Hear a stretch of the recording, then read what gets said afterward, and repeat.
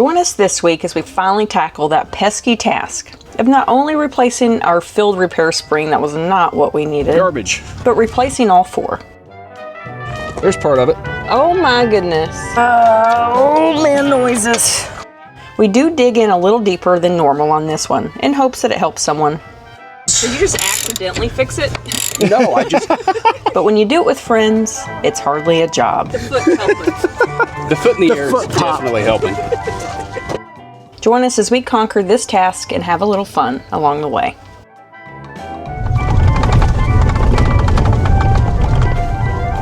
I guess we're testing out those new springs today. This video is sponsored by eTrailer.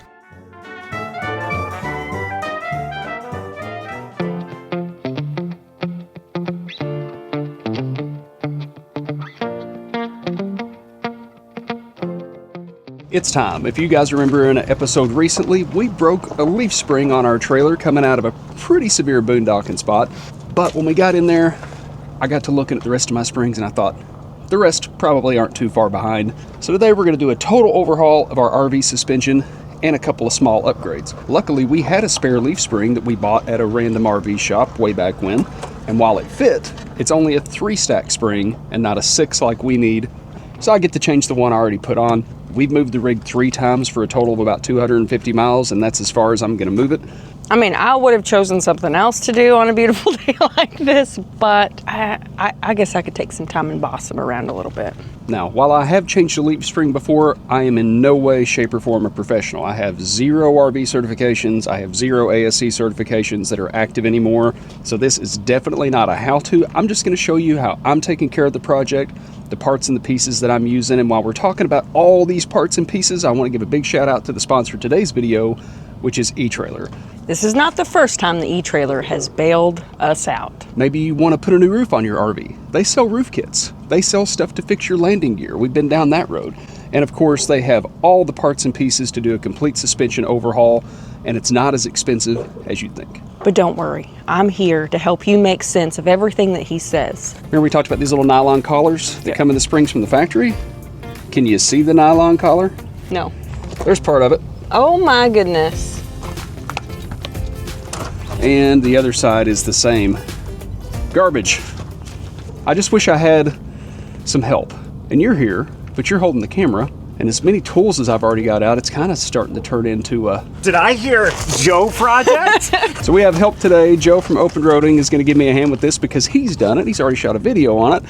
So we should know what we're doing. And I told him that if I get involved, it's going to be a 3-day project instead of a 1-day project, and he invited me anyway. So we don't have independent suspension. We just have a basic, tried and true leaf spring suspension. And while I'd love to have independent suspension, it's super expensive. This is super cheap. And we pulled this trailer 50,000 miles before we had an issue. I'm happy with that. But one thing we're going to do is replace these little nylon wear collars. This goes into our spring hanger and a bolt goes through it to hold it on. Well, obviously, without something in there, we're doing a whole lot of this, and we're going to tear up the spring or the spring hanger pretty quick.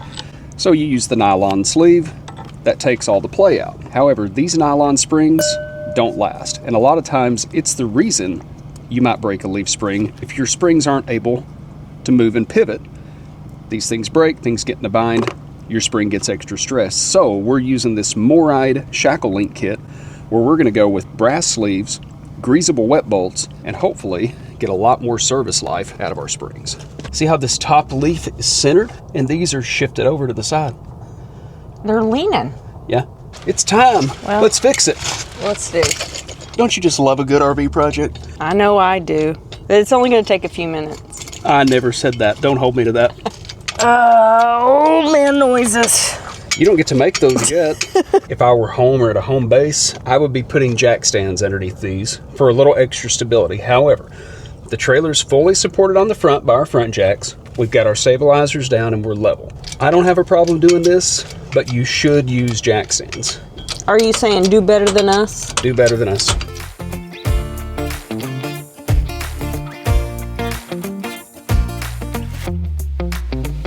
Eris, if you don't quit burying your blanket in your water, I'm going to put you back inside. So let's talk about parts and pieces and what we're doing today and kind of what we're looking at in case you're unfamiliar with how this all works. So obviously we have our brake drum attached to the axle, wheels roll on that, brakes inside here, bearings inside of here. As far as the springs go, of course, this is our leaf spring. This is our problem that we're addressing today. This is our equalizer, and this is the MILWAUKEE CRE 3000 equalizer, and this is the only thing I'm not replacing today. This lets the two axles float together, and everything just kind of works right here. Then we have our shackle links, which allow the springs to raise and lower based on what the road's doing. So we're going to be replacing our shackle links because we know they probably have nylon collars in them. And I stripped this one out on the other side. So I knew I was never going to be able to get it off and back on to change that spring. No, I didn't get it. And I did it the wrong way too.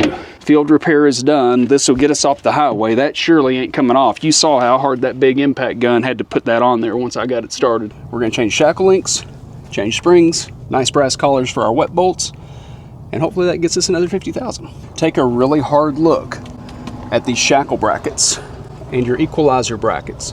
These things are under a lot of stress, and believe it or not, if you're new to RVing or new to trailers, the springs, the shackle links, the equalizer, that bracket, and a few bolts are all that holds this axle underneath this trailer running down the highway. That's it. And of course the U-bolts which hold the spring. There's not a whole lot that holds this all together. So these can crack. So you want to check all of your mounting points for any kind of cracking, and if you need to call that mobile welder to get something shored up, now's the time to do it. I think I've talked enough. You want to go to work? I thought you'd never ask. So right now, he's hooking the thingamajig to the hootis, and we're going to do something with it. Correct. Now we're going to pull the nuts off the equalizer. It's her job to make sure I don't lose anything. I thought it was my job to boss you. Now, you think that's your job. So you took the tire off. Yep. You relieved the pressure off the axle so that you could get the bolt out of one side of the spring. Am I using my terms right? You're right so far. Well, we took the shackle link off, and as far as manipulating the springs with the jack or a tie down or anything like that, you'll probably need to do some of it, but that's going to be really subjective to how your rig's setting. Are you level? Are you not? Are your axles spread a little bit? Are they not? For us, I had to kind of lift and lower to get that bolt to pop out. People are going to have a different opinion on whether or not they want to reuse the U-bolts. I'm going to replace mine since I'm in here anyway. Also got that from E-Trailer. We got a new set of Dexter U-bolts. And then we just take this bracket off the top, and here is our spring seat. It's just a flat piece of metal on top of the axle with a little metal point in it to hold everything in place. And right now, I just have to get enough pressure off of it to get this all out of my way. So we talked about the equalizer and what it does. So right now I have this axle side lowered way down. As I raise it up, and it kind of mimics bouncing up and down the road, you can see how that equalizer starts to twist. And that just lets everything operate nice and smooth while you're going down the highway. We're free. That took a little bit of elbow grease, and let's take a look at this old spring. And when he said elbow grease, he means some redneck stuff we're not going to put on camera. Correct.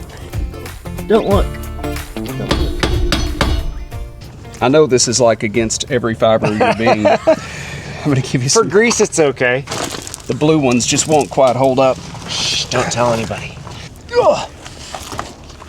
Old man noises. Never mind me. The bolt here on the spring, and it sets into the spring seat right here on top of the axle, and it just goes into that hole, and that's what lines it up that way. We need to go towards the front of the coach. Hey, Kaylin. Yes. Joe's going to be real swole when we get done with him.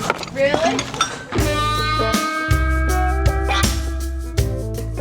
I feel like I lowered the axle down a little bit. And then put And your then tried U-bolts to, in. yeah, one U-bolt in and then tried to get it lined up after the fact. I'm not saying that's the right way. Well, let's try it.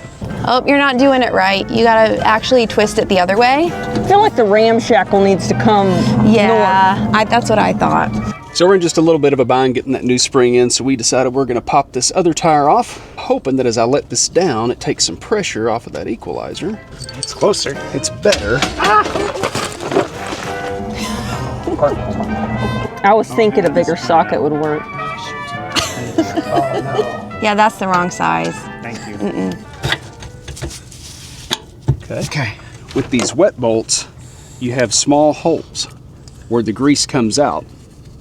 To grease those little brass collars, you grease it right here, but if the wet bolt hole is up or to the side or something like that, your grease may not come out. So you said the trick is to put the hole straight down. Yeah. And mark it. That's what somebody told me, and it seemed to work, so I went with it. And yours takes grease? Yeah, it takes grease. Perfect. That's all I need to hear. I almost feel like we need to go ahead and seat the U-bolt just to make sure we don't twist. Sure. You think? Just put a little meat into that one. Now I think you come up in there. You gotta push it through better. A little more force. Probably the correct thing would have been to set the U-bolt first. I think you need the torque wrench. Oh, you're just turning. They're not listening to us. No, they're not. When in doubt, use the hammer.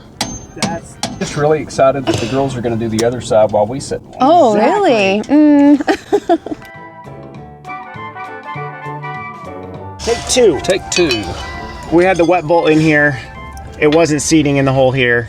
So we took the bolt out here, and now we're doing this first. And we'll see if we can do this second instead of first. That's the plan for right now. Are you saying that the purpose is to show people some of the hurdles that they may face?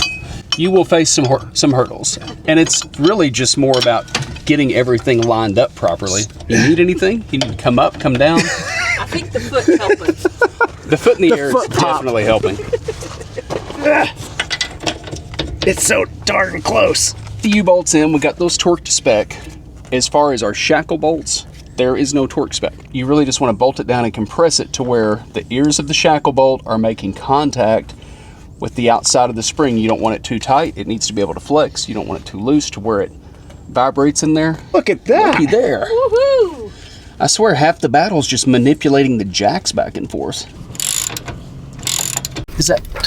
Did that take all the gap out? It looks like it. Sweet. Cody and Joe are the spring pros. Did you just accidentally fix it? No, He was surprised I that it couldn't worked. quite get it to come in, so I just got a bite on it and started turning it really slow just to bring everything together.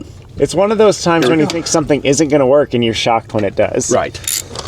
Well, it's not so much the shackle plate that matters. I mean, it's pretty, don't get me wrong. It's what's going on inside with those brass bushings.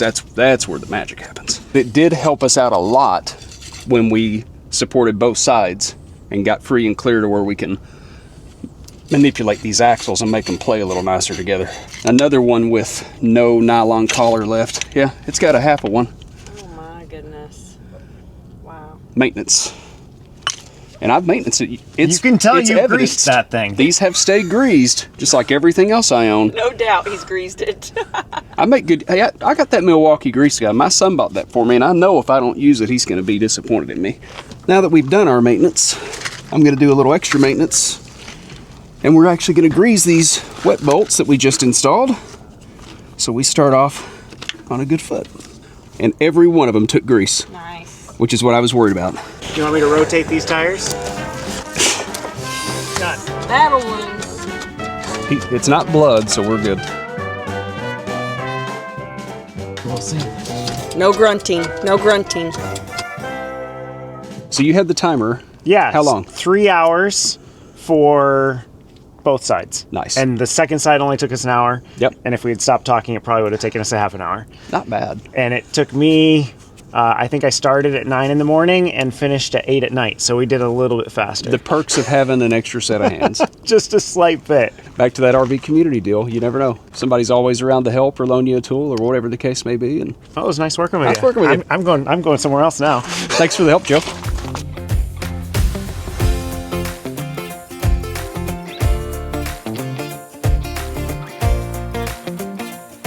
We hate to leave, but it's time to go. We've already said goodbye to some of our friends. We're about to say goodbye to some more. We aren't going far, at least. My kitty cat, my kitty cat. She's even friendly with the rats. He's like, come on, Mom. The skeleton is tired of holding the trash. I do find when we boondock, it always feels like the teardown and pack up is a little bit longer. And I think it's just because we get everything out.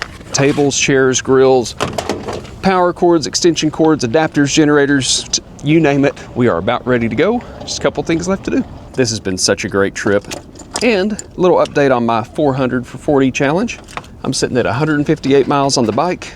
So I'm well on pace to hit my goal this year. You guys just have to help hold me accountable. And thank you to everybody in the comments who has already told me you're not gonna let me forget that I'm putting 400 miles on the bikes this year. Keep doing it. The only thing we regret being here is we haven't capitalized on a lot of the great hikes and bike trails they have. Cody and Joe did go get a pretty cool little bike ride in, and it was beautiful from the pictures I saw. Little bike ride, that was 13 miles, and believe it or not, we found hills in Arizona. The goal was to ride to the big Q up on the side of the hill, and we rode everywhere but there. And I'm kind of anxious to see how our ride is today after the spring upgrade, because we can visibly see our tires sitting higher. So I suspect it's gonna ride a little possibly stiffer. I think it's gonna make a difference. And big thanks to everybody in the comments on our last video where we had our boondocking fail, because you guys gave me a lot of tips, one of which was to actually raise my fifth wheel hitch up a notch just to give me a little more clearance on the bed rails. I do plan on doing that. However, since we just kind of did an overhaul in the suspension, I only want to change one thing at a time. So we've got a short drive today. We're going to recheck all our torques, see how it rides, and then I'm probably going to make some changes on my hitch setup and maybe raise those back jacks a notch if I can get away with it.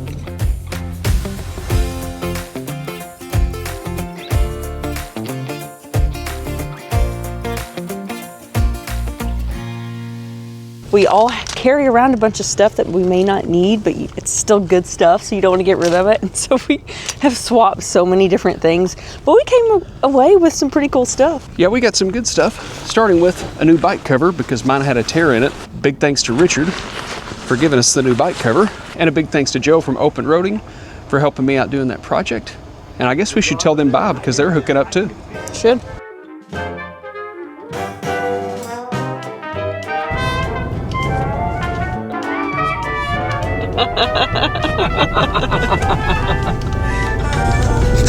Somebody asked for a train horn.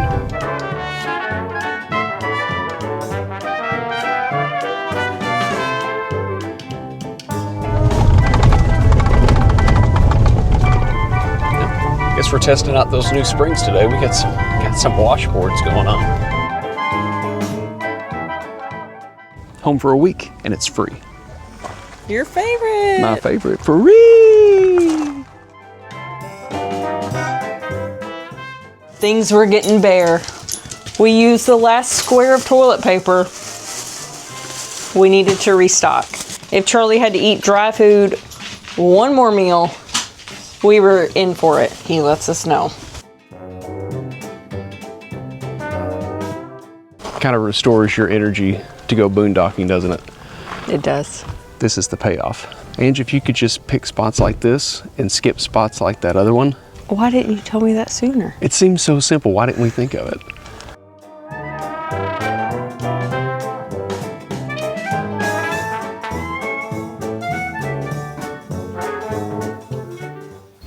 I think our battery's dead.